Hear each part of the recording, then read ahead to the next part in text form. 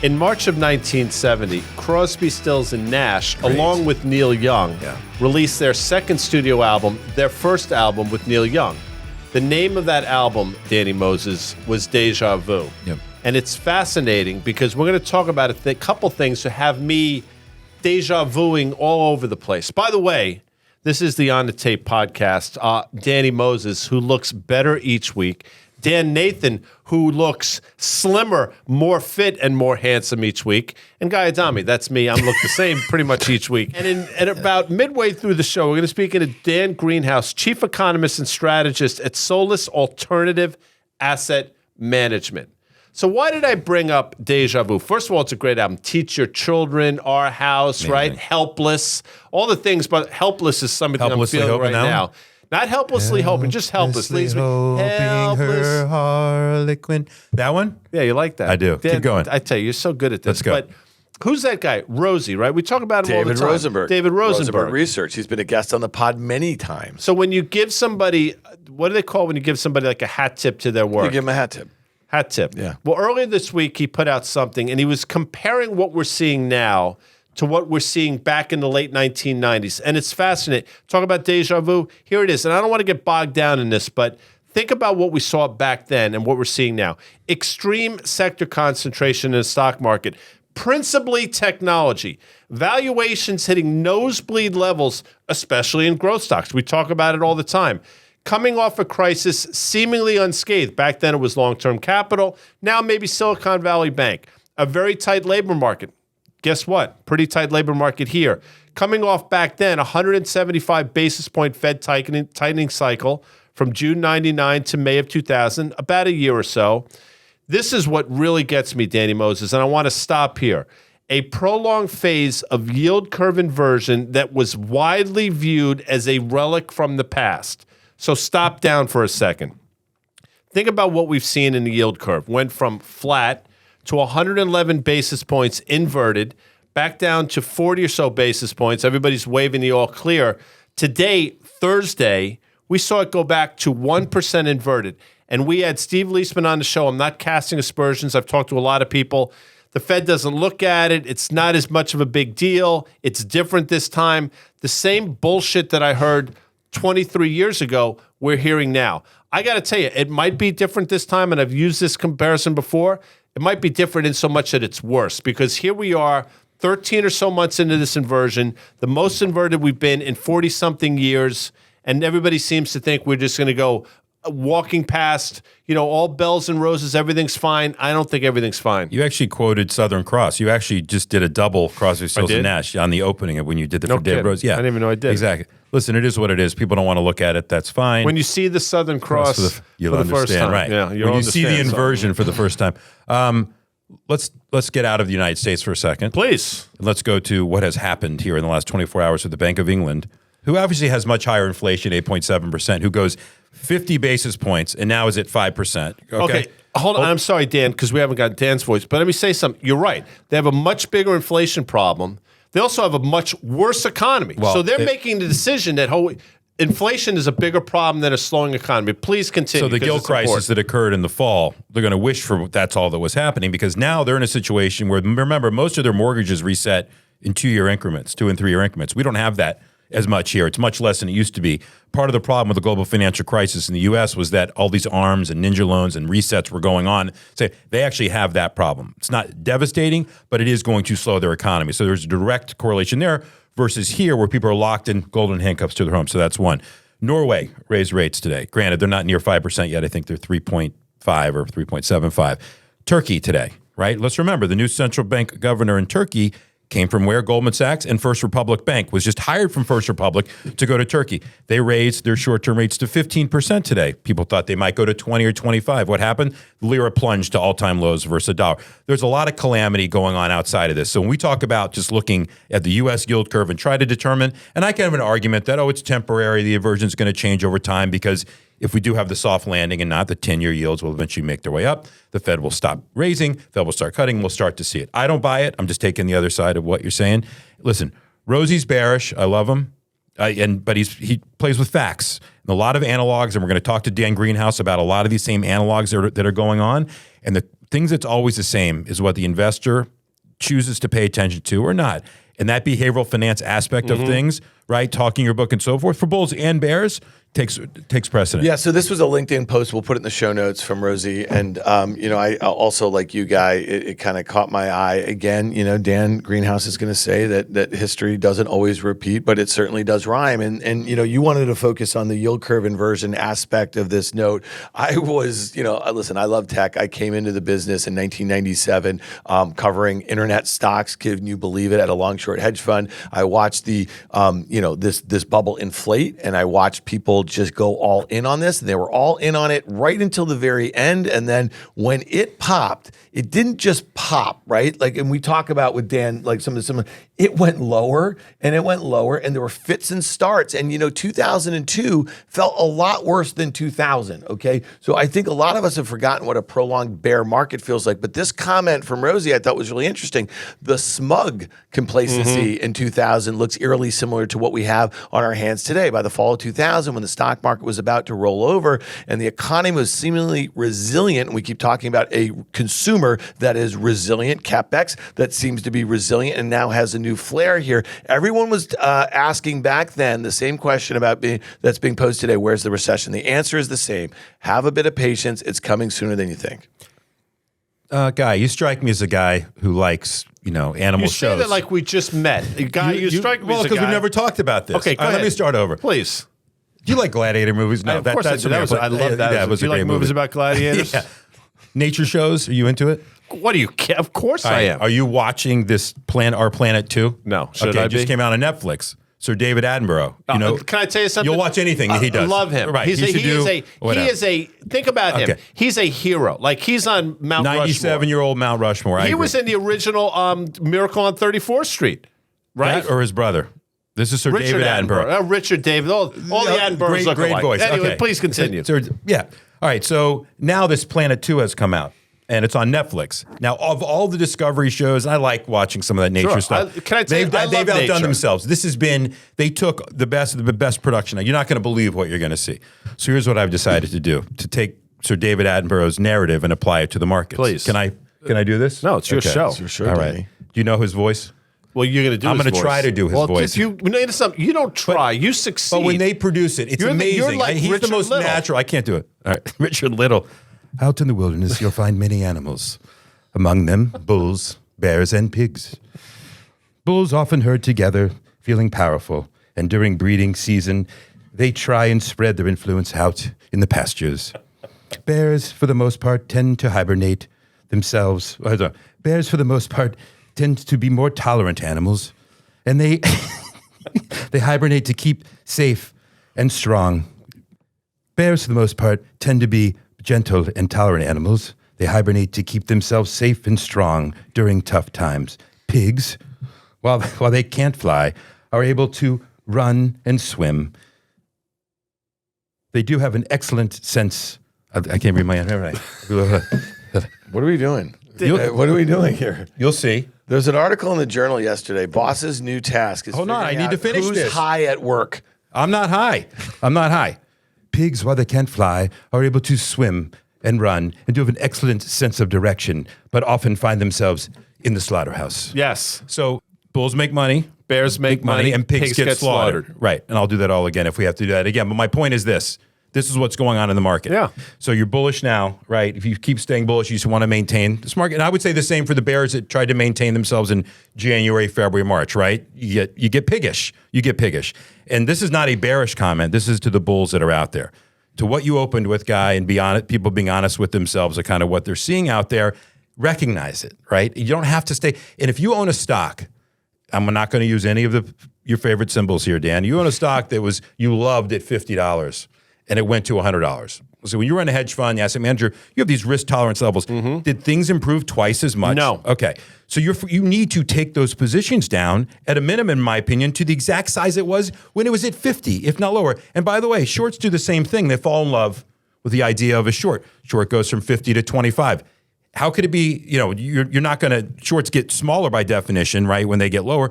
longs get bigger by definition, right? So again, I've always said, if you're bullish, the best thing you can have is short interest in a name, because eventually the shorts will have to cover. So that dynamic of, you don't increase your short at 30, 25, I mean, you shouldn't if you do it. So that dynamic that's kind of playing out with bulls, bears, and pigs, don't be a pig, is what I'm saying. And I think I'm glad you brought that up, because people get mad at us. They get upset that, we miss this and you're leading us astray and all those things. And it upsets me. It upsets me that people feel the way, number one, because we are trying to help. It also upsets me that, at least in my case, I've been wrong for a prolonged period of time in terms of the lag effect and certain things. But I'm glad you brought up that discipline. And, we've talked about this a couple times, Dan. AMD, I'm not suggesting to trade, buy, sell this stock. But again, we talked about this a number of times. I think it's important to bring it up. To your point, Danny, when AMD reported on May 3rd, the stock was $89. They reported a subpar quarter. Their guidance wasn't great. Stock traded down 10%. The next day it was an $81 stock or so. On that day or a day or so after, they announced some relationship, or it was announced a relationship with Microsoft. They were going to make chips that would compete with NVIDIA. The stock proceeded to go from $81 on May 5th or so to recent levels of $130. That's more than a 50% gain on nothing but hyperbole. Now, people will say, well, it deserves to be here. Well, I guess in some ways it does, because it's there. But what really changed, to your point? And if you're not taking advantage of that, if you're just hoping that this will continue, I think you're trading wrong. Now, I missed it clearly, but think about some of the nonsense that's going on. And that's not a one-off. That's been going on in a number of different, not only sectors, but individual stocks. So what's really important about that is that the company guided and the stock went to $81 from $90 in 2 trading days. And then a few weeks later, when NVIDIA guided up, okay, so AMD guided down, okay, and they're a competitor to NVIDIA. And NVIDIA had this crazy guidance. And I want to reiterate a stat, and I read this, that ByteDance, which is the owner of TikTok, okay, in China, they have already this year put orders in for $1 billion worth of NVIDIA's high-end graphic chips, okay? That's more than all of China, not just ByteDance, all of China bought from NVIDIA last year. So when you think about the guidance that they just gave for the current quarter, the consensus was $7 billion. They guided to $11 billion in what now is embedded in the back half of the year of guidance. AMD, their inability to guide up in the quarter that came a month before NVIDIA's just gained 50%, right, in a straight line in sympathy with NVIDIA. And you have to start thinking about, what are we discounting? And I'm just going to make one other point here. And I know that you guys are going to explain away all of these other reasons, not you two, but some people listening here. The VIX just went below 13 for the first time. You ready for this? Since January of 2020, okay, for the first time. And when you think about the level of complacency, and I love that Rosie used the word smug. I've never seen so many investors who are smug about this new era of innovation that is going to use your phrase, alchemy out any sort of recession that is on, you know what I mean, like on the horizon here, because we have a new thing, a new shiny thing right now. It's never different. Why do you think that AI is causing the VIX to be low?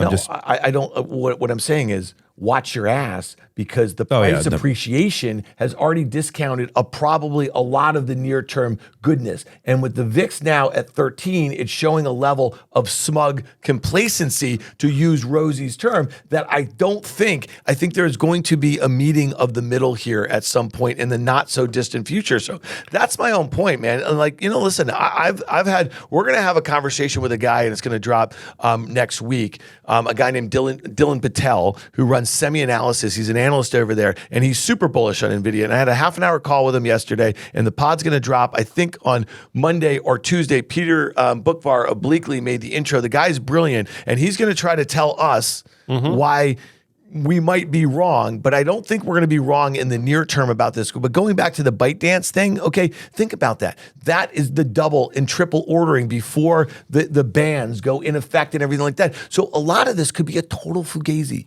And that's keeping up the entire stock market right now, and that's a really dangerous place to be. No, listen, I agree, and we don't. I don't want to get bogged down in the Fed. It's not about the Fed, but again, this week, Jerome Powell, I think he was as hawkish as he could possibly be. Some other people were trotted out there as well to talk about exactly that. There were some comments out there that don't expect a rate cut until maybe the back half of 2024. That's a completely different narrative that we heard earlier this year. Another couple rate hikes. Again, that whole mantra of don't fight the Fed, well, it worked clearly when the Fed was lowering rates and adding liquidity. It worked for a little while last year.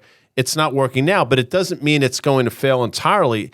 What's really confounded me, Danny, and I think it's confused a lot of people, is the duration with which this sort of lag effect has held in there. It's not kicked in yet, but maybe we're at a point now where it all starts to come home to roost, because these Fed officials can't be more hawkish than they've been. Well, you're watching jobless claims, initial jobless claims. The average is starting to trend up. And if you look at the long, if that was a stock chart, you would buy the chart because it's starting to pierce through.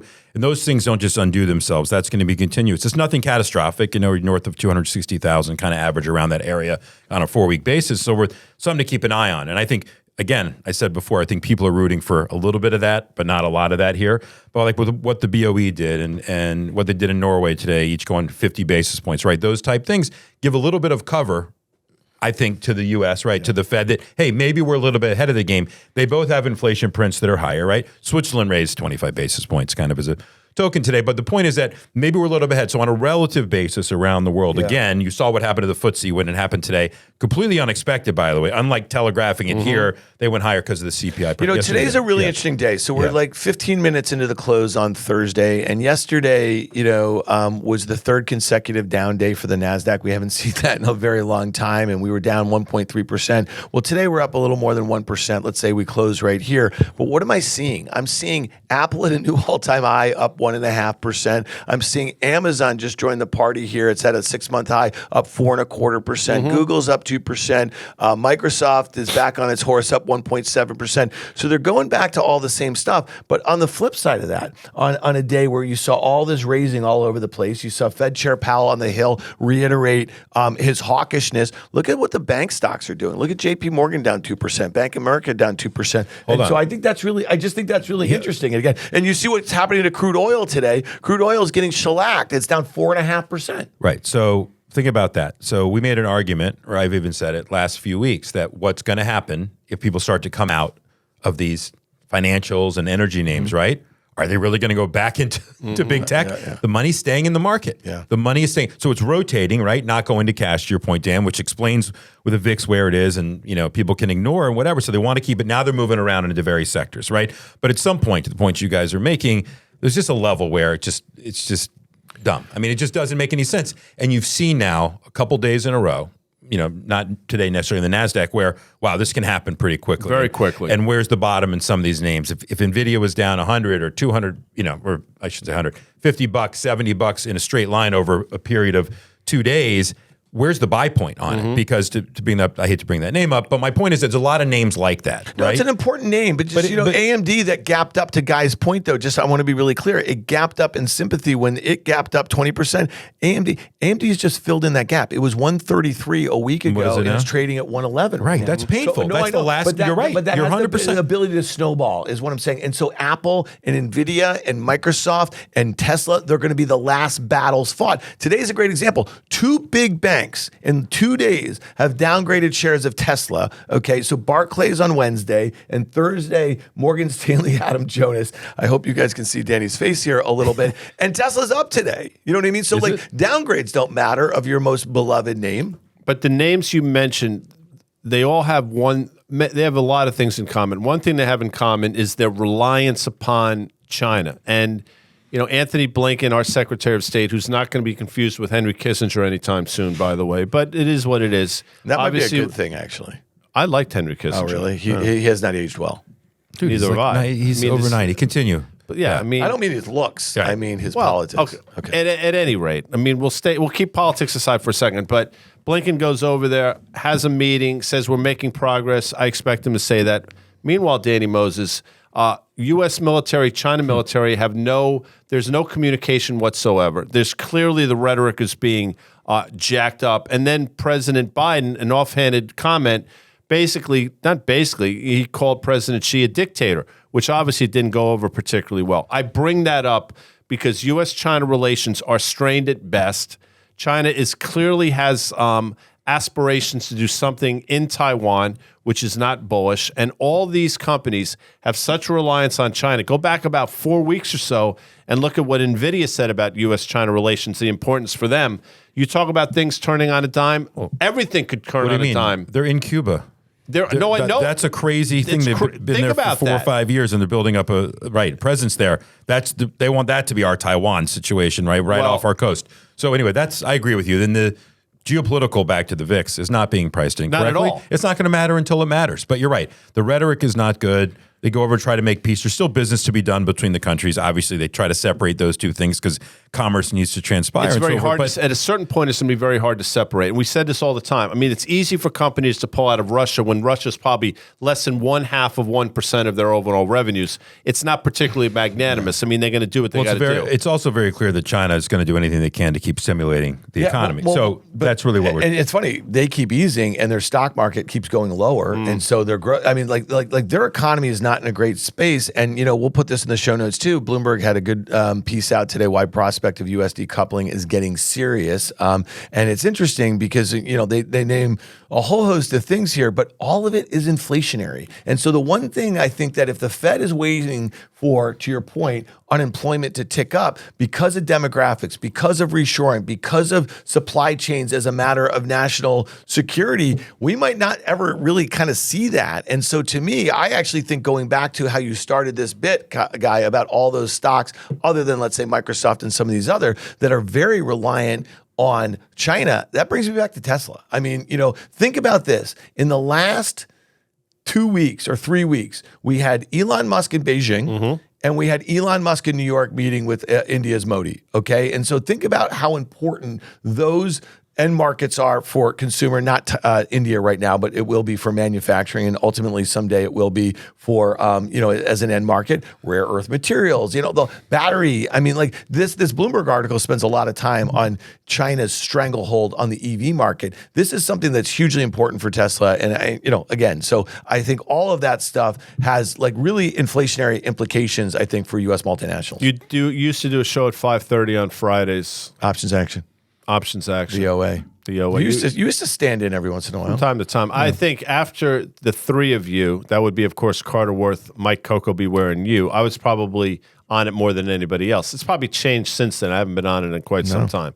But I bring it up because you guys would dissect what's going on, obviously, in the options market. There was a note from Larry McDonald, who's another esteemed... Bear trap report. Yeah.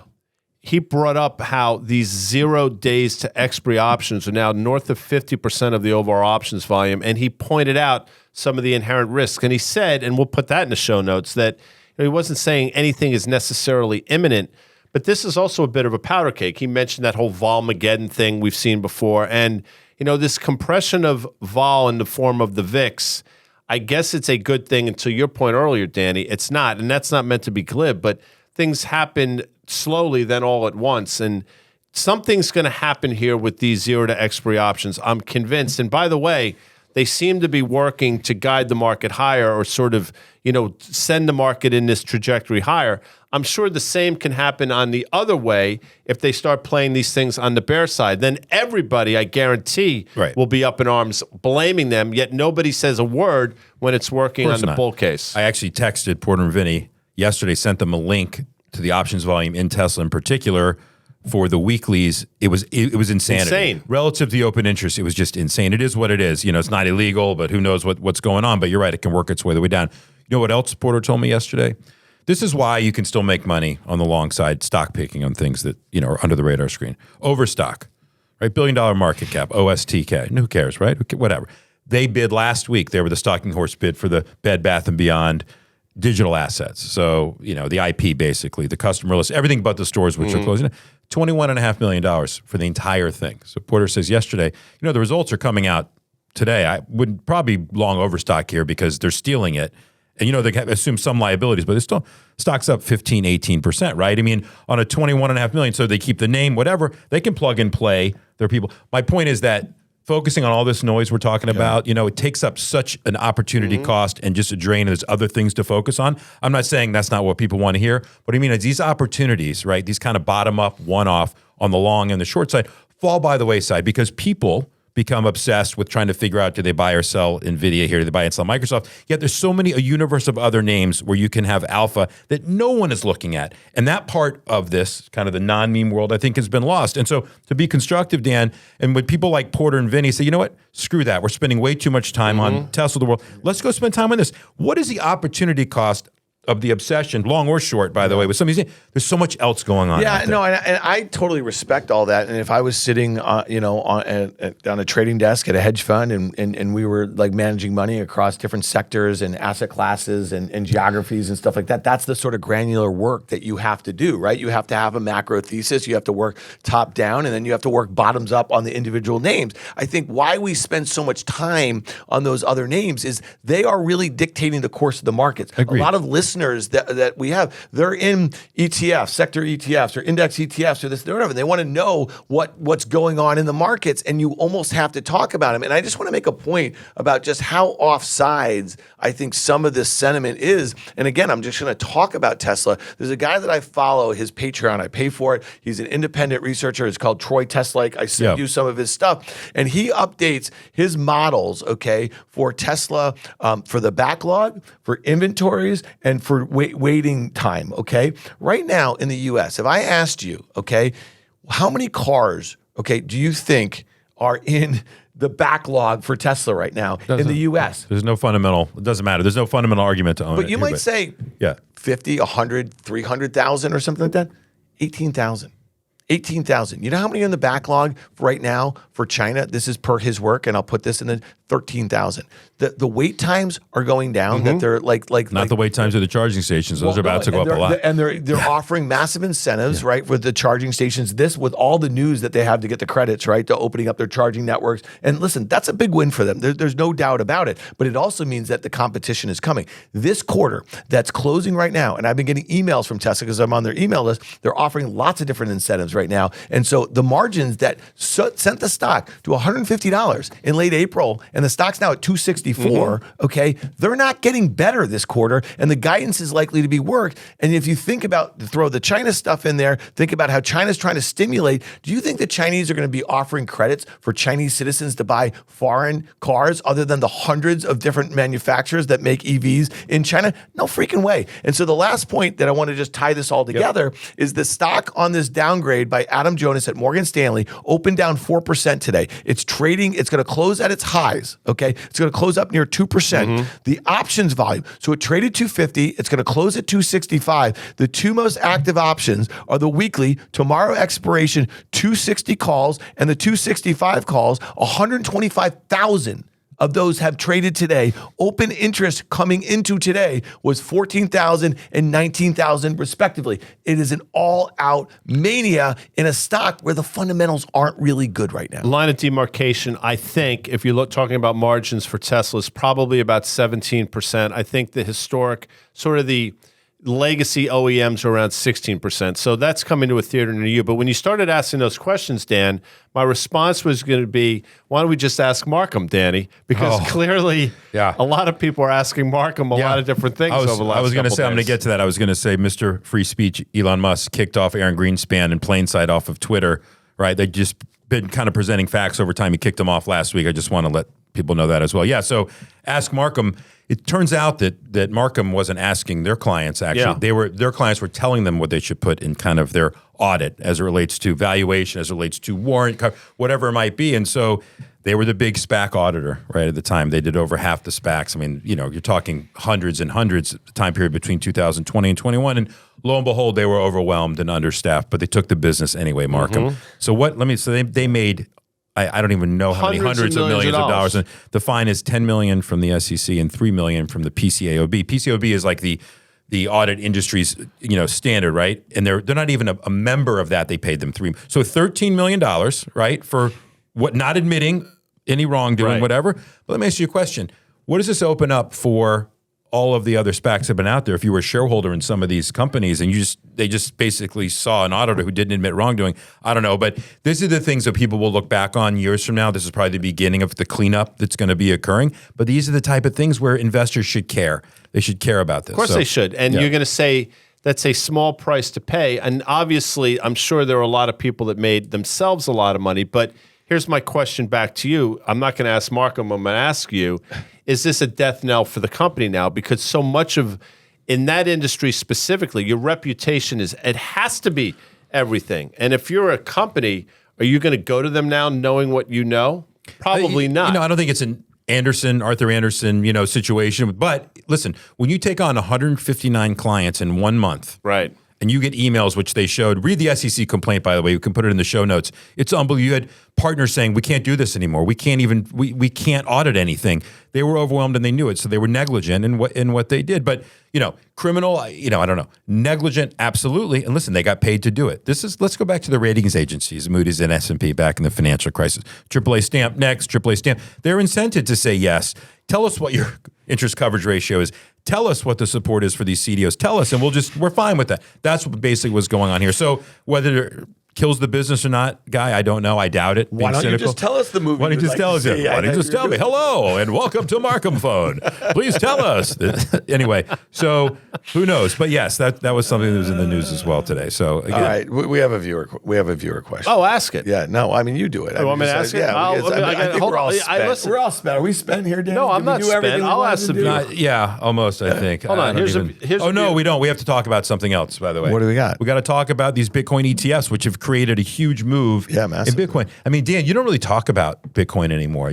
I know you have OK Computer. You kind of use it for that, but you don't. But BlackRock, people think they know something. If they went and applied for this ETF with the SEC, 3 other funds kind of right behind them applying as well. Like maybe this cleanup of Binance and Coinbase is a step in the direction of cleanup. We talked about people are craving regulation to a degree to create it. So you had Bitcoin rally, from whatever, 25, 26,000 up to 30. And it probably is a bigger deal because BlackRock, as we all know, is the conduit that by buying. I think that it's also a self-fulfilling prophecy to see that sort of volatility. And listen, like if BlackRock had a spot ETF on Bitcoin that you could buy, I just think a lot more people would own it, right? And there's also talk if they have to buy all that spot, there's going to be a lot of demand for it. I think what I've been consistently saying over the last, let's call it 6 to 9 months, is that I would think of it in terms of like, okay, it's got a $500 billion market cap. This is just Bitcoin. And if you look at Ethereum has got 300 or something like that. Think of it as like, some sort of high growth, speculative sort of tech stock. And why wouldn't you want exposure to that? You know what I mean? Because it really is, to me, you know what the downside is, and then you know what like the upside is. I think we're in a good place that all these losers are off the Twitter. You were about to say something. I was about to. All these losers are off the Twitter, all the bullshit, all the price targets, all the Johnny-come-latelys who came in there and changed their business models and this and that, reoriented towards that sort of stuff. But I was at a fintech dinner the other night in New York where there was some builders, there was some VCs, there was there was a couple people from the crypto space. Places like Galaxy, I'm just going to say, they've just been heads down and they keep doing the stuff that they said they were going to do 5 years ago, 3 years ago. And I think there's a lot of folks out there who feel that way. Keep an eye on some of them, right? Well, you also had the exchange launch, right? EDX exchange with Fidelity, Citadel. By the way, talk about being able to see orders and fill them before you're done. I mean, listen, you've said it yourself. I mean, there's very few asset classes that get to $1 trillion that just go away, right? Correct. So anyways, we have to mention it because it is a reason it's been moving. And listen, a lot of the smarter people that have been somewhat balanced, they deal with the volatility because they believe in the long-term prospects. I'm going to ask you each a question. Okay. Danny Moses, we were a Sanford & Son fan. Absolutely. Loved it. My favorite. Here I come, Elizabeth. Yeah. It was really tremendous. Okay. Red Fox, amazing. 2 X's. I mean, it really was just brilliant. But one of my favorite characters was Grady. Remember Grady? Of course. It was his buddy. Yep. Here's a question for Dan Nathan. Were you a Pitch Perfect fan? Yeah. What's her name? Anna Kendrick, right? Yeah. She was great in that. That first movie was brilliant. Fat Amy is amazing. Her name was. You can say Fat Amy because that's what you call herself. Why are you yelling? You're looking at me I'm not like fat shaming anybody. I'm just saying. Because we got a question from. We don't have it from Grady from Sanford & Son. We don't have it from Anna Kendrick, but our question is from Grady Kendrick. As it turns out, this is how you got into this. That's how you put that together. Grady Kendrick. Wow, that's amazing. That's how my mind works. Enjoyed that. Well, of course I enjoyed it. Thank you for this. A question, and this is going to seem somewhat We didn't, who picked this question? Amanda. Thank you for sticking with your market view, even though you may be temporarily wrong. That's true. I've stayed in cash, and I'm trying my best to be patient. It sickens me to see all these Wall Street strategists capitulate to the upside. It also gives me hope that there are people like yourselves who are willing to stick with your view and not be influenced by peers. I appreciate that. It would be nice to know when you would be constructive, Danny. What factors should we be looking for? Look forward to listening more upsides, more episodes. Grady from Georgia. Thank you, Grady. Georgia, go Dogs. Yeah, so listen, if you're on the sell side, we've talked about this and you're bearish and you're wrong, you lose your job. It's career risk. So you've seen some capitulation. To me, like get everybody on one side of the boat. By the way, if you're bearish, the scary thing is when everyone comes to your side. When you're bullish, it should be the other way around. Listen, we want to see normal. So we want to see valuations that make sense. I want to see these meme stocks trade back down to levels. I mean, watch AMC, right? What's been going on? It's been getting destroyed over time. No one cares about it. Some people care about it. But to me, those are the things you kind of need to see to teach people, not a lesson, but to understand that fundamentals in the long term will matter. I've been through periods like this personally, right? Traded in the 90s, traded in 2005 and 6 and 7 before, and not to compare any period with this, but it all always repeats. And I'll say before we're going to talk about it with Greenhaus, we talked about it here at the beginning of the show. There's a behavioral finance aspect to it, right? Everyone likes to be part of a group and go on the same side. So it's painful to think away from the masses, right, in terms of how you should approach things. But if you stick to fundamentals over a long period of time, and as I said before the show, to take down your longs when they're going up, to not fall in love, and the same on your shorts, and you can be somewhat of a disciplined investor, you're never going to get hurt either way. I'll take a shot at this. Doug Cass says all the time, price has a way of changing people's opinion. And I understand that. And sometimes the price is the only thing out there to sort of base your decisions upon. So I understand how you would capitulate on price. Here's my answer to what would make me change my mind. The fundamentals are not getting any better. The fundamentals continue to deteriorate. If you just look around what's going on, the euphoria gets better, but the fundamentals don't. And at a certain point, fundamentals do matter. So with each passing day, it's my opinion the market gets more and more expensive. People get more and more complacent, and that typically leads to something bad. So in order for me to be constructive, it's much like Danny just said, there needs to be some sort of capitulatory event where everybody sort of throws in the towel on the downside. And if you don't think that's coming, if you think we can go on our merry way and these rallies will just sort of feed upon themselves, you're just not paying attention to history. Yeah, I guess just throughout my career, I mean, I started in a place that it seemed to be being contrarian, not for the sake of being contrarian, but understanding. And Danny, you make this point all the time, understanding what the other side of how you're positioned is really important. So when I think about what I do here, Guy and I are doing market call Monday through Thursday. We're doing, 2 on the tapes. I do OK Computer. We're on Fast Money. I mean, what we're trying to do is be as transparent as possible. And so the idea that traders, stick to some sort of, guy uses this term dogma, we change our minds all the time. But what I try to do is really be thematic and really stick to my guns as it relates to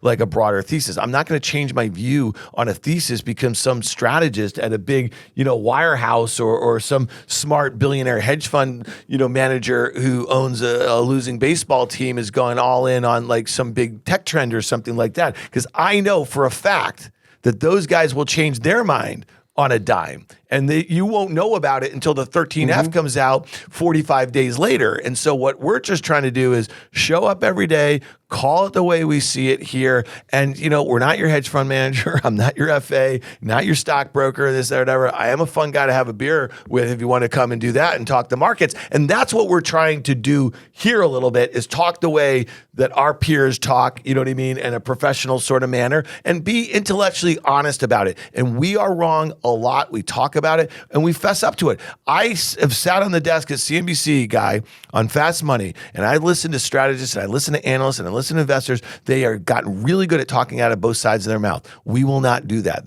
I guess that's the promise that we hope to live up to right here. And blessing we will and be a curse. Wrong. Blessing and a curse. I may not be your hedge fund manager.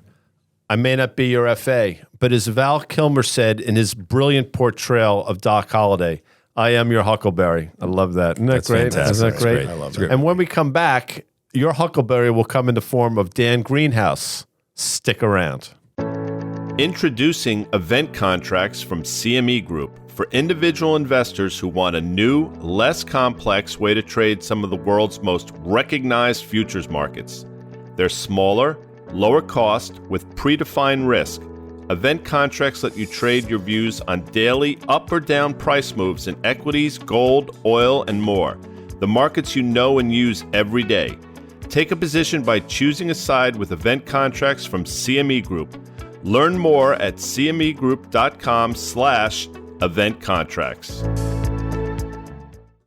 iConnections is the world's largest capital introduction platform in the alternative investment industry. They bring the asset management community together through a membership platform that lets allocators and managers meet and connect both physically and virtually. Over 3,000 allocators and 600 managers are part of the iConnections community, overseeing nearly $48 trillion and $16 trillion in assets, respectively. iConnections first came to our attention in 2020 during the first wave of the pandemic. That's when their first event, Funds for Food, became the largest virtual cap intro event in history. To date, they've donated nearly $2.5 million to charities. They are also the people behind the alternative investment industry's largest and most exciting in-person events. To find out more about iConnections events and members-only platform, visit iConnections.io. What's up? Guy here. Did you know FactSet is the official data provider for risk reversal media? FactSet is the key to all of our analysis. It's not just charts. FactSet provides insight into the top headlines of the day, private markets, and sector-specific data. If you ever have issues, get help from their support team that is committed to your success. Visit FactSet.com to experience the power of FactSet and request a free trial and unlock access to the tools that matter most to you.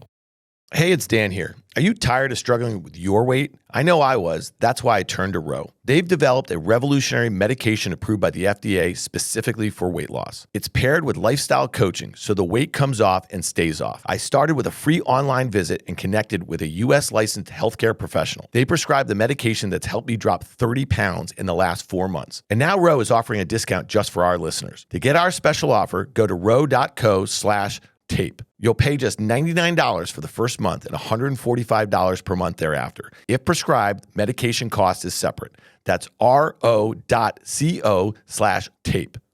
Welcome back to On the Tape, here with Dan Greenhaus. Welcome back, Dan, from Solus Alternative Asset Management, where it's a multi-billion-dollar fund, and you are the chief economist and strategist. We had you on a few months ago. Obviously, a lot has changed since then, and just to remind our listeners out there and now viewers out there that we go way back, We do. a long time. The days at Front Point, the days at Seawolf. You've always been an incredible friend and a great asset to us. So I appreciate everything that you say, your opinions, even if they change and you turn bullish from time to time. You're still a friend. And so with that, Entree, what's going on, my man? I can't start without saying I think I said this last time I was on that I sort of am a strong believer that finance in general catches a lot of flack for incorrect reasons. We're all money grubbing, inconsiderate, capitalist, this, that, and the next thing.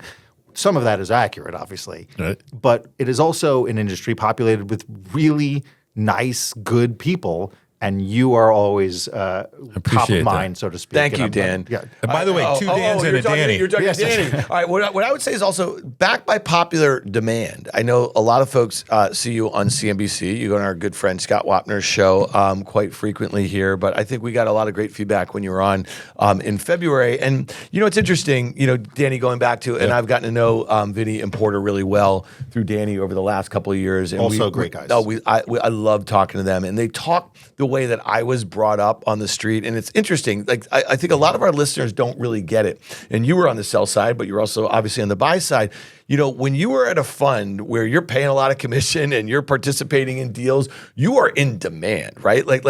So you have, dozens. You have your broker list back in the day was really big, right? And so you end up gravitating towards people that they see things the way that you see, things, and then that get you and get your strategy and all that sort of stuff. And I've heard this again and again from people who've known you from the sell side. You're one of those guys.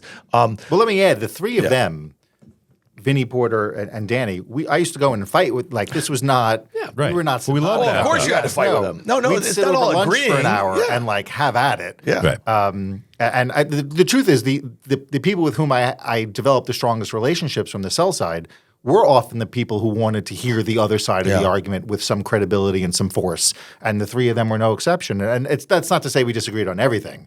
But these were not Always good. These were Always always good to fun hear the other side. All right. So Yes. speaking of the other side, Yes. you turn bullish on me here. What are we doing? No, it's not that I'm bullish. It's that back earlier this year, you had to recognize the turn in the technicals in the market, and you had to recognize that something was going on.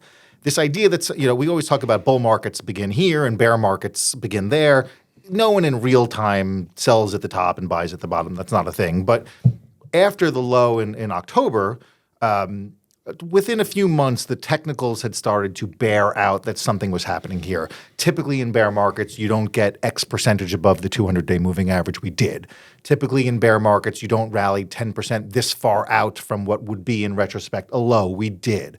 And so you had to get at least less bearish.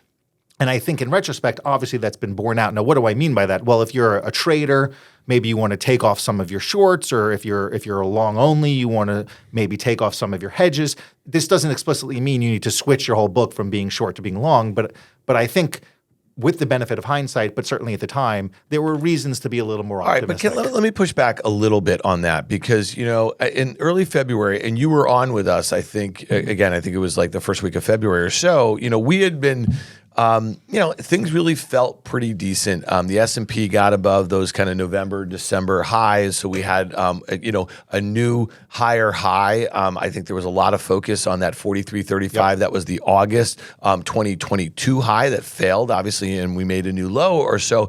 But, the regional banking crisis in March kind of threw a lot of the technicals out the window, if you will, right? And so I just wonder, we had this consolidation in April and May. We went sideways in a very tight range. We just broke out. I think a lot of it is just enthusiasm about a thing that you and I, we've all seen again and again when the market gets fixated on one thing, and that's this AI thing. I don't know, man. I feel like this could be just another false breakout. Hold on, let's back up, because we just skipped ahead. I want to go through something, because your point you made, the end of last year, people came into the beginning of this year pretty bearish positioned, right? Underweight tech, overweight financial. It was so incremental things started to occur.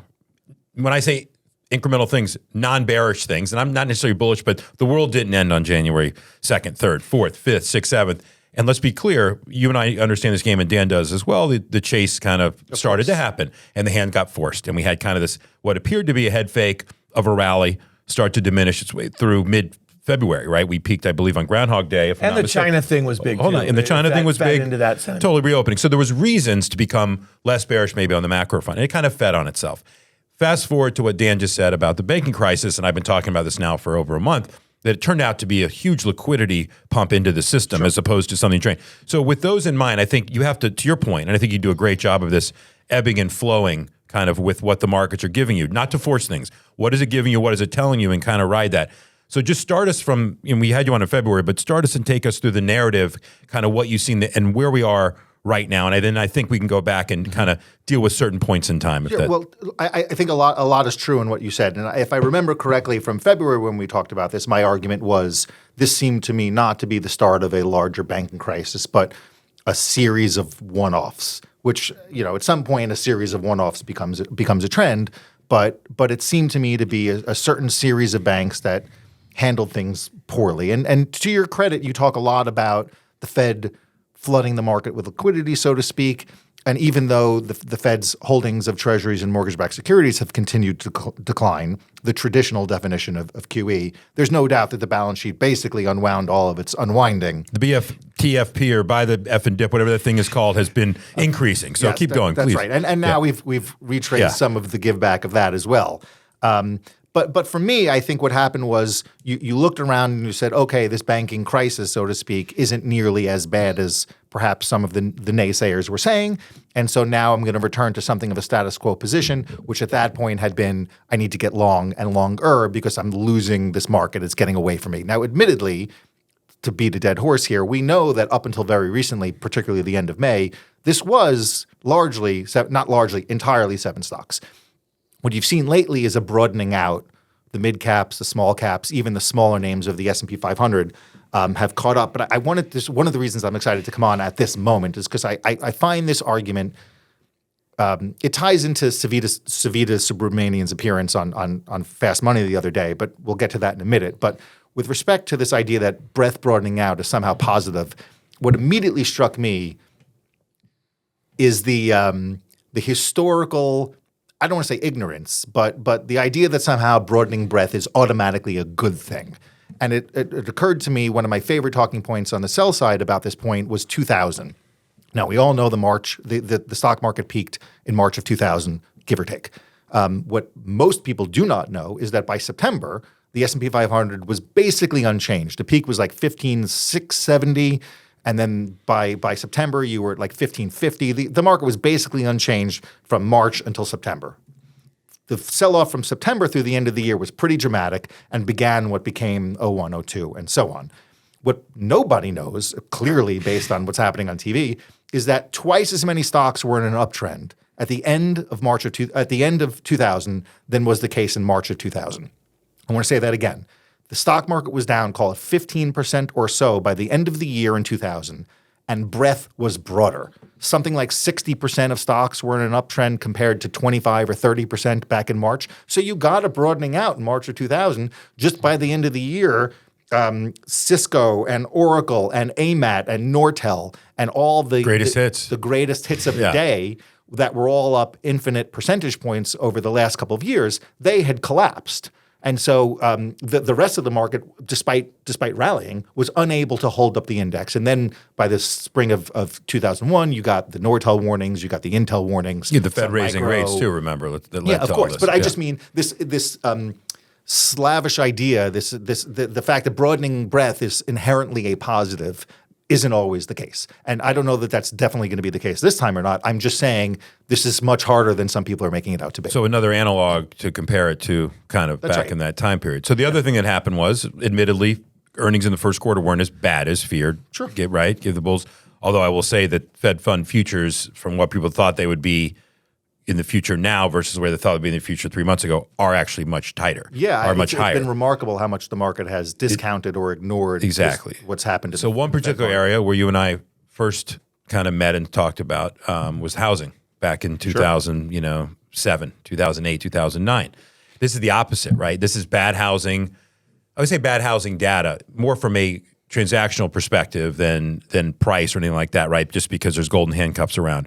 You talk a lot about housing. You know it's an important part of the economy. Sure. I've seen you tweet about it and write about it. Talk to me, because I think that is top of mind right now, because it's sending mixed signals, because we know rates should have a bigger impact. I don't think it's sending mixed signals at all. I think the housing market has been just amazing. Now, obviously, new homes, though, is a bit amazing. No, that's right. I mean, listen, we know this. Something like 85% of homeowners have a mortgage rate under 5%. No one is going to, unless they have to, opt out of a 5% mortgage to get into what is, call it a 675 mortgage or any number at that level. But the builders, I mean, I don't want to date this podcast, but KB Home reported, Lennar just reported, and both of them said something along the lines of the same thing, which is their customers are basically now settled into a higher for longer environment.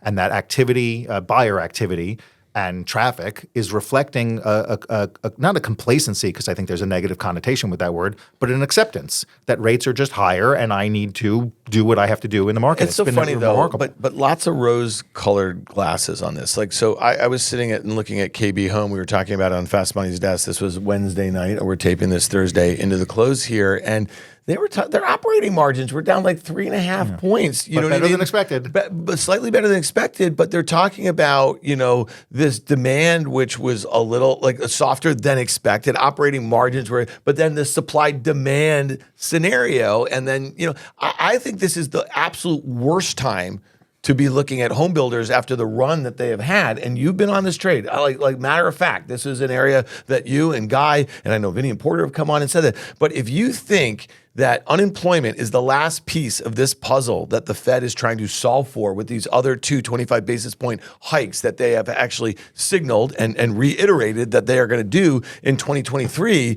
And if we're going to have unemployment off of 70-year lows, okay, going above 4% at some point in the back half of this year, I don't think that you want to be buying home builders right here. Does that make any sense to you? I think that makes perfect sense. And this is another opportunity to talk about the past, which is my favorite part of being a market strategist. Everyone looks around and says, X is happening, Y is happening, the market doesn't care. This happens repeatedly and throughout history. And since we're talking about the builders, you really don't have to go back that far. When you look at the 2000s expansion, the builders themselves peaked in early 05. building activity peaked later in 05. Prices peaked in 06. And then thereafter, you had like the financials, for instance, trading lower for all of 06 and all of 07. Over the course of 2007, you had New Century, you had the Bear Stearns hedge funds. Early 08, you had the Jerome Curvell guy and the fraud that was subsequently Fannie and Freddie in the exposed. summer, yeah. Fannie and Freddie, IndyMac and Countrywide were the first half of 08. Greatest hits, you really bring them out. Yeah. Well, I mean, because part of why I think clients liked me was I want to finish this point. Go ahead. This is important. Yeah.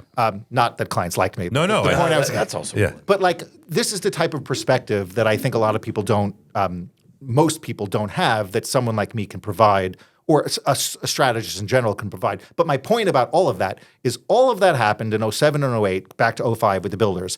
And by the end of August 2008, the stock market was less than 20% off its highs. Everything we just talked about and mentioned, the sell-offs, the nationalizations, the bankruptcies, and the stock market was only about 18% off its high by August. Forget January, February, March.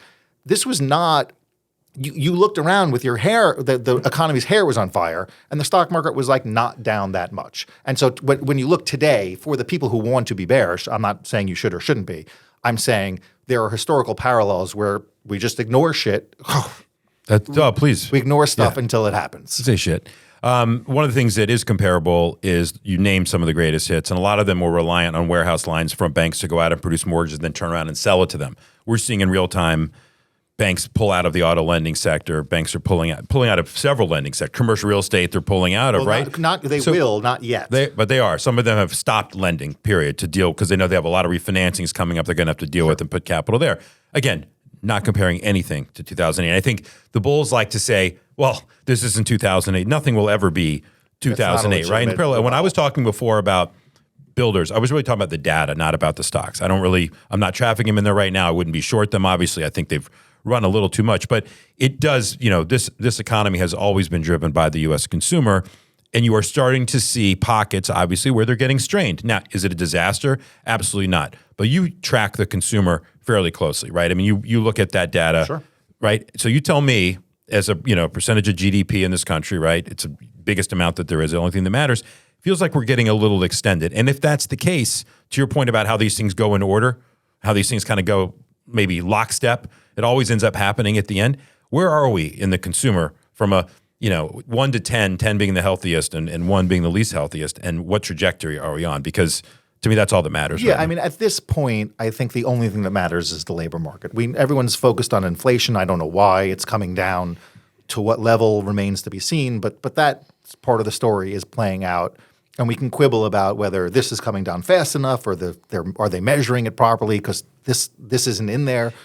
That story is playing out. The consumer remains incredibly resilient because the labor market remains incredibly resilient. And I think it's, in retrospect, one of the things Savita said on, eventually we're going to get to this specific topic, but one of the things she said on Fast Money the other day was something that bothers me a lot. And I think Savita's great. I have nothing negative to say about her, but this idea that we've been waiting for this recession for a year, or people have been calling for this recession for a year, I don't think that's accurate. Well, you heard what I said to her. Yeah, yes, of course.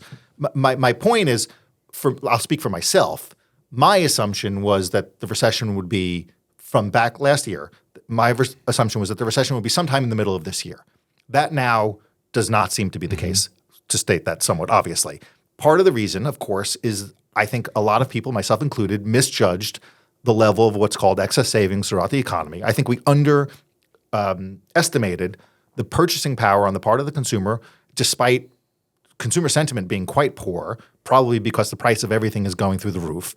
But that the money that we dropped out of helicopters into people's bank accounts has proven more resilient and allowed the consumer to be stronger for longer than we originally anticipated. Yeah, and I guess and again, I feel I've known her for so long. I think she's a great strategist. The team is fantastic. And My point is, and Guy uses this expression all the time, well, we've just alchemied out recessions, right? Yeah. So like you just talked about helicopter cash. It was for the corporates. It was for individuals, for everything. So we never had that recession. We go back and we look at some of those other recession indicators. When the 210 spread inverted in 2019, the economy was slowing, right? Like, do you remember that? And then we did have the black swan event, and we threw, you tell me, $5 or $6 trillion of fiscal and monetary stimulus. And that's why this period has been so difficult. But I think it's also important to remember, and, Danny and Guy and I started talking about this every week in January of 2021 when we started this podcast. It was all coming. We started to see the euphoria around SPACs, among unprofitable tech, around crypto, around this narrative of Web3 and NFTs and all, and it all started coming undone, right? And so to your point about the last, battles fought, and then ultimately when the big tech guys joined the party, that's when the bottom fell out, right? In the end of 2021, when the Fed signaled that they were going to raise interest rates to battle inflation. So to me, I think it's interesting, the 2022 story seemed so orderly in many ways, because much of the euphoric crap had already crashed, right? We were waiting for the big guys to join the party. Now, they joined the party, but the fact in which they've come back so quickly, and your breadth thing that you started this conversation, I think is really important, because I've heard this data again and again, that it's not common that the leaders of the last bull market will be the leaders in the next bull market. But that's where we are right now, with the S&P up 30% in the year, and the NASDAQ up 30% in the year, and the S&P up 15% in the year. So going back to your point about 2000 and the analogs there, could this be a very similar sort of setup to what we experienced back then, or to 2008 when you talked about how far we were off the lows when Bear Stearns went under in early March to where it got to by late May of 2008? Listen, my general view is that history is a very important input into how you should think about market cycles, both economic and investing cycles. History doesn't repeat, but it rhymes.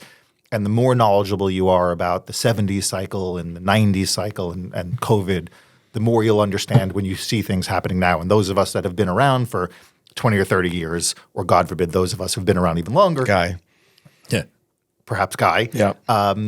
It provides context. But I generally also think the history doesn't repeat, but it does rhyme, is also instructive in the sense that like nothing repeats. And I don't think that we have enough cycles to say that, well, the leaders of the last bull market can never be the leaders of the next bull market. And I don't know that maybe we're not living through a mid-90s type internet boom, productivity boom. Mm-hmm. And I know I want to leave the productivity story alone, but from a market standpoint, I don't know, maybe 35 times sales is the right number because they're going to grow sales at an exponential pace. I don't know that that's inherently incorrect. Now, listen, we don't do growth. I don't do growth. So I'm making no comment about the validity of valuations or those names in general. But I'm saying there aren't enough examples historically to say definitively X can't be Y. Yeah. But if we go back and say, okay, the recession, there could be an earnings recession without an economic recession. And by the way, we had it. No.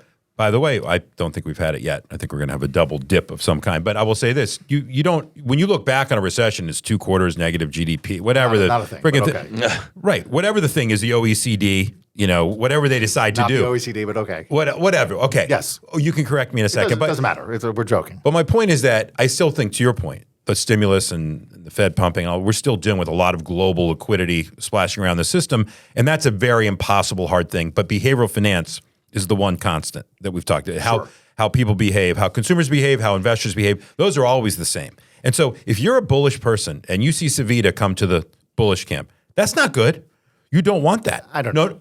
Let me finish. You want everybody to be bullish? Who is the incremental buyer, right, that's going to come in, right? If you want to capitulate, great. And again, timing is everything. Timing is everything in life. Timing is everything in the markets, right? And it can make people look dumb on both sides, right?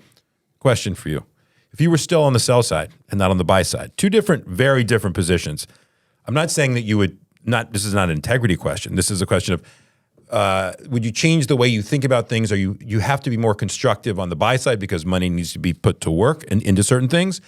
And conversely, on the sell side, we talked about this before. If you're bearish and wrong, you lose your job, which is, I think, the other thing that's quietly going on. That's particularly true with the bigger banks. Correct. So talk to me that you were on the sell side right now, God forbid, And you weren't in a great. I thought this. No, I mean, you're in a great seat now. Is what I'm saying. I was the strategist at BTIG. The place was fantastic. Yep. Run by fantastic people. My clients were fantastic. Yeah. I had nothing negative to say. I worked there. I go back tomorrow. Yes, that's not what I'm saying. But I know. Okay, don't avoid the question here. That you like. Just give me your hat on both sides right now. Buy side hat, sell side hat of how you view things. Not how you view things, how you act on things. I think one of the things coming into the year, simplistically, you could observe is that back-to-back down years for equities are incredibly rare. And you could make a case that simply being down 27%. I was on another podcast. I was on Josh Brown's podcast around the lows. And one of the things I said is historically, PE multiples contract by about a third in bear markets. We're down about a third. This was in October-ish or so. We were down about a third. From a valuation standpoint, you did most of the work around the lows. I didn't know that would be the low. In fact, I thought we'd go a little lower still. But you had done most of the work in 22. And what happens is when the calendar turns and the recession everyone thought was going to happen maybe in the first quarter, God forbid the second quarter, looked like it wasn't going to happen. You say God forbid or God willing? I don't know.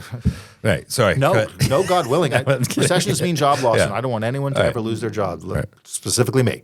But when it became clear that maybe some of those worst case outcomes were further out, then there is a reason for equity. And listen, at the end of the day, the market bottoms before earnings bottom, and it looked like maybe the second or third quarter might be the worst of it. And so you could construct a scenario where getting bullish around the end of last year, early this year, was the correct thing to do. But what I come back to something that we mentioned, which is the labor market and the Federal Reserve and this, that, and the next thing. There is a narrative out there that we're having something along the lines of a rolling recession. It was in housing, now it's in manufacturing, and by the time it gets, I'm making this up, but by the time it gets to labor, housing will have bounced, which it's doing, and manufacturing will catch up. And so this is a $20 trillion real GDP. It's very hard to get into a recession, which is why they happen so infrequently. And so the bullish narrative is that this is playing out over time along the lines of Mike Wilson's rolling bear market thesis, I guess in conjunction with that. I don't know. You're answering like a sell sider, not a buy sider, by the way. So I go back to the question. To be honest, I have completely forgotten the question. Now I'm just rambling. Yeah, exactly. No, on the buy side, and you obviously advise your portfolio managers. You know, we're a single manager platform, but yes. Okay, so strike that from the record. No. You advise a money manager in-house, right? Yes. And you do the same thing you would do as if you were on the sell side if you had one client, right, on the sell side. I'm saying you advising the same as you would right now internally as you would be externally. The question is, do I dial up or do I dial down risk? Correct. And coming into the year, you could argue I want to dial up risk. Got it. Now, the funny thing about I forget who it was. Brad Gerstner? Yeah. I saw him. He said something that's so appropriate for a buy-sider on halftime one time. They were interviewing him. Close your eyes and just buy? Well, no. He said something along – Scott asked him about, are you going to sell something, Cloudflare or Skyworks or something, Skynet? And he said, with the caveat that 5 minutes later, after the show ends, I could change my opinion and sell. This is what I would do. And I think that's really important for investors to remember when you see people on TV, particularly those from the buy side. My view is X. But if the facts change, my view is going to change. And when we talk about so-and-so is a perma bull or so-and-so is a perma bear, that's exactly what you don't want to get locked into. You want to be as flexible as possible. And so even though I had spent all of 22 privately and publicly saying this is not going well, sometime around the turn of the year, there's a reason to get tactically optimistic. What you run into now as an investor, forget valuations and all that, forget earnings, which I'll talk about again in a second. At the end of the day, is the Fed going to have to crack the labor market to get the last little bit of inflation out of the system? And conversely, is the Fed willing to crack the labor market to get the last little bit of inflation out of the system?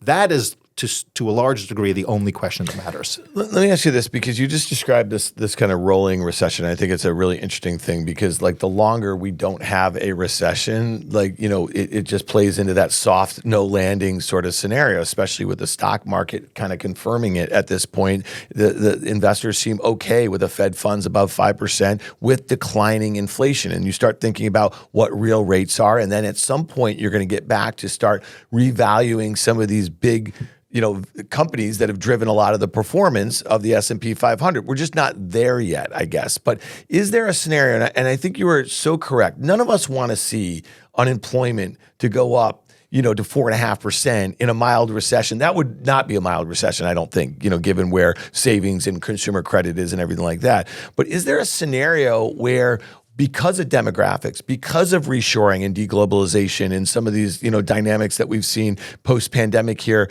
that maybe unemployment is going to be lower for longer, and maybe inflation never gets to where the Fed continues to say they want to see it back at 2%. Maybe the reset is 3 to 4% or something like that, and we're going to have higher rates. I'm just I'm just trying to play this out, because a lot of those doomsaying narratives about how we get to the next recession, or it's nearly impossible that we get out of this unscathed, maybe they're wrong. I don't know. Maybe that's what the stock market is saying to us. The this year. doomsayers are usually wrong. Yeah. Forget bears. The doomsayers are usually wrong, and history has borne that out. Just real quick before I answer the question, although I'll probably forget it by the time I'm done rambling, about the market ignoring X, Y, or Z. This idea that somehow markets are inherently forward-looking is not totally accurate, and the 1990s recession is a perfect example. We went into recession in July of 1990, and we're in recession until March of 1991. July of 90 to March of 91, something like that. The stock market did not peak until July of 1990. And one of my favorite talking points is on the day the stock market peaked, it was like July 15th or July 16th, 1990. On the day of the stock market peak, which again was like July 15th or 16th, 1990, the front page of the New York Times, people walked into the office, the front page of the New York Times, headline, something like a third of U.S. economy representing half the population is in recession. That was the front page of the New York Times on the day the S&P 500 hit its peak, which means people came into the office, saw a third or whatever of the U.S. economy was in recession, and bid up stocks to its highest level ever at that point. This idea that somehow the stock market is always correct is not borne out by reality. The stock market hit a high in October of 2007, and all the things that we listed before had already happened. There were ample reasons to be worrisome, and yet you still rallied up to a high in October 2007, and I could go on and on and on. Very quickly, just to digress, because I have ADD, on the earnings side of things, in the 73-74 bear market, the high was Jan 73. You didn't bottom until Oct 2004. In Jan of 73, EPS for the S&P 500 was like $1.80. At the bottom, in October of 74, EPS was 30% higher. EPS went up almost the whole time. You didn't start having EPS contractions until 1975. Right, you go to a trough multiple. I'm just this is not easy, is what I'm getting at. Yeah. It's trading and investing is like hard, and if it wasn't hard, as we mentioned before we came on the show, we'd all be on each other's yachts, and yet we're not. All right. So before we get out of here, so we sit here today, summer solstice, beginning of summer, June 22nd.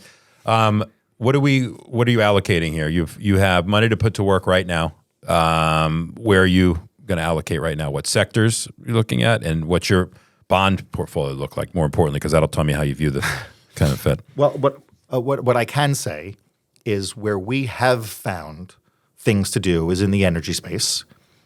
This is well known at this point, although we've been doing it for several years now. The energy space has shifted into a capital return story. Yep. They went from investing 150% of cash flow, to 50% of cash flow, dividends, buybacks. That story remains true now for a lot of the names. And so that's where we have found things to do. And related to what I said about the consumer space has been attractive. I mean, there are things to worry about right now.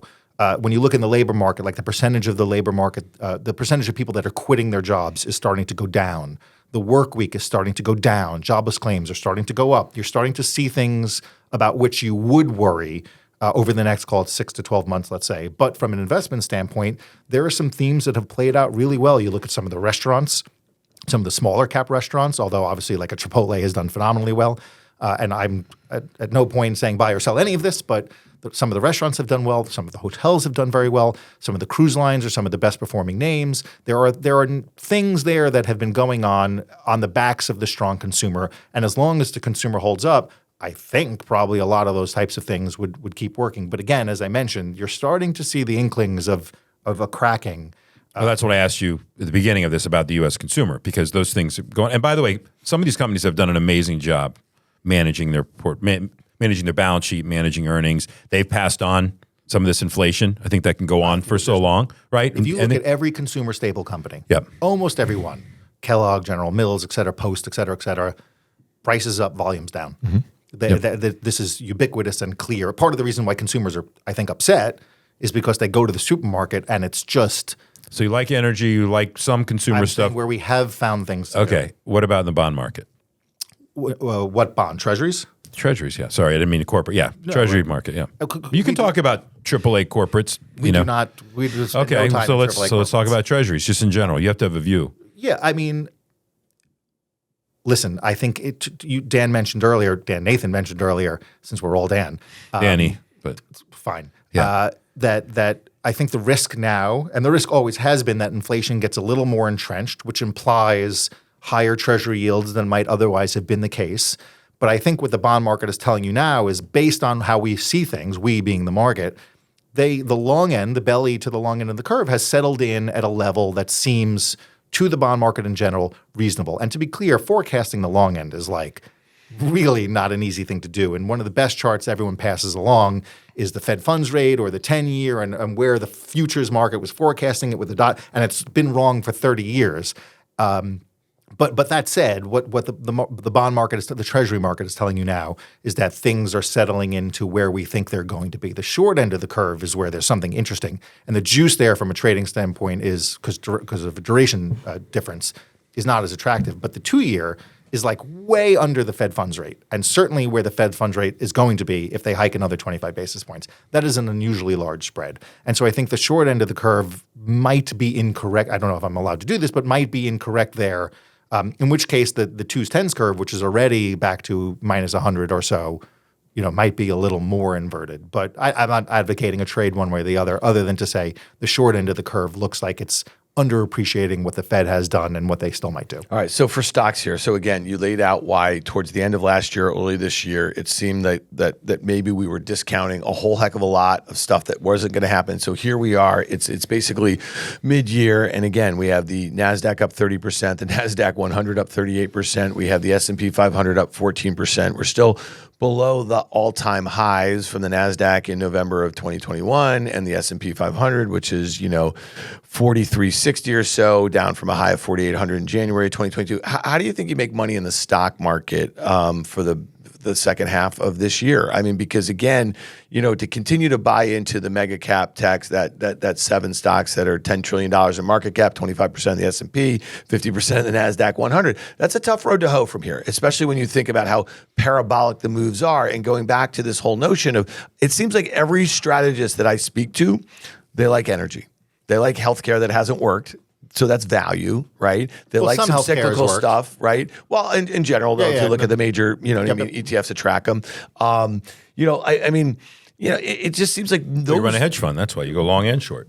Well, I know, but a lot of our listeners, you know what I mean? Like to them, it's a bit of a monolith. But to Dan, you can do that. And so I'm just curious, like let's gear this really the last point here for our listeners who said, okay, Danny, Guy, you guys were great in 2021 and 2022, really bad in 2023 as far as listening to us on a daily or a weekly basis. I don't really know how you make money. I mean, to me, I would wait for another move lower in the KRE, and I think there's some good value there. I would wait for the XLE, maybe another break below there. I could see some good value there. I would say the home builders, to your point, they are literally bottom left, upper right, 45-degree angle, get a nice 10%. Let's see what Dan has to say there. here. Well, I'm just throwing some stuff out, but like to me, I can see places where you want to buy some of this stuff that's exposed to AI that after some fear put back in the market. So I'm curious to where you think. Yeah, I don't want to comment on the tech because again, that's not what we do, and there's. But you do agree that it's kind of consensus that everybody says energy. Well, everyone has said energy for a year or two. But admittedly, strategists look at it from a screening standpoint, and I think there were reasons from a macro standpoint. Our argument is more micro. They weren't good reasons, actually. So people were the most bullish when crude was at its highest. When the fear of the Ukraine, and literally that's upper left, bottom right over the last year. Yeah. Listen, I think now what we're supposed to be doing as investors, instead of pillorying this person for being bullish or this person for being bearish, I think we all have to take a step back and say, really, is the Fed going to win or not? And it's so annoying that despite the fundamentals and all the stuff that we talked about and the trends in this space and that space, at the end of the day, at the nucleus of this the center of what we call the concentric circles of risk, Yeah. is whether the Fed is going to win or not. And I think when you look out over the next 6 or 12 months, the issue isn't you said the recession would be here in December and here we are in June and it's not. Like, okay, great, but now what? I think every hedge fund would tell you we underwrite every investment we have every day. Every time we talk about it, it's would I buy it now? Would I sell it now? Not yesterday or the day before. And now you're asking yourself, when the Federal Reserve comes out and says we're going to hike 2 more times and the street still doesn't believe them, there's really only 1 or 2 economists on the street, I think, that have 2 forecasted hikes. Everyone else is either 0 or 1. Is the Fed going to have to do what they think they have to do to crack the labor market to get that last 2 percentage points or whatever out of the inflation data in order to bring it back to target? If they do, then they're going to crack the labor market and all the types of things that we talked about are going to come to pass. And they're just simply going to come to pass 6 months or a year later than was originally forecast. And when it happens, you tell me, the royal you tell me what that means for risk assets. Well, you're going to tell us because you're going to come back. I was about to say, podcast. We'll have you in the fall, and we will be either north 10% or down 10% from here. There's no question. We're not going to be in this area. I don't see that. We will have touched at least up another 10 or down 10 from here easily, in my opinion, because I think it's going to play out over time. And I think and I know you know, that you're seeing trends in unemployment. And you're right. That's what's going to have to crack for the Fed to stop. But careful what people wish for, because that's going to come with, I think, potentially just on other that point, pain. I'll end with January of 1990 and February of 1990, we created 200,000+ private sector jobs in Jan and February of 1990. We were in a recession in June. Got it. All right. With that happy note, we'll have you back, Dan. Thanks for coming on the tape. Thanks, Dan. My pleasure, guys.